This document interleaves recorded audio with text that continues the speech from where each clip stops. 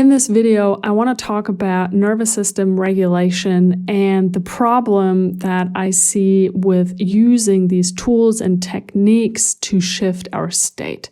A lot of people talk about, a lot of these practices on social media to regulate our nervous system, to activate our vagus nerve, to shift into a parasympathetic state. And generally, that's a good thing because we have then access to a toolbox of techniques and practices that can help us in situations when we're really dysregulated. Now, what a lot of people don't talk about is that this is mainly about changing our state. I'm feeling uncomfortable. I don't want to feel a certain way. So let me use a technique, a practice to shift out of that state into a state of calm and relaxation where I don't feel triggered and uncomfortable. Now, we have to understand that when we feel triggered, when we feel dysregulated, when there is a strong emotion present, it's essentially an activating sensation in our bodies. And many of us have never learned how to be with these sensations in our bodies, and they might really feel uncomfortable. And we've learned to distract ourselves and to bypass these states. And that's what I see a lot of these techniques and practices do for us. They are a sort of crutch. They are a way for us to bypass an emotional experience in our bodies. And so we're not actually learning how to be with these states and be with these emotions and actually process them. We're using them to shift away from them.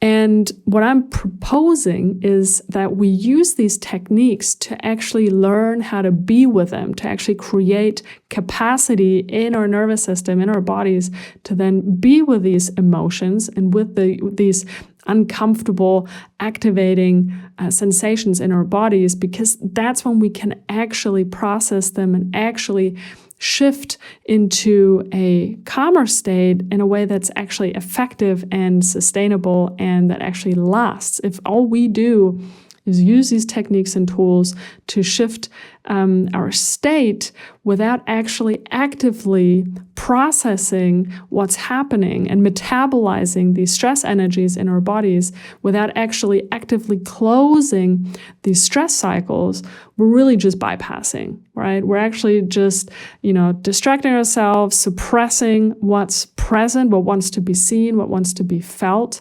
And so instead of just blindly using these techniques every time we feel dysregulated or stressed or anxious or emotional, how can you use a breathing technique? How can you use a vagus nerve practice to create capacity to be with what's there?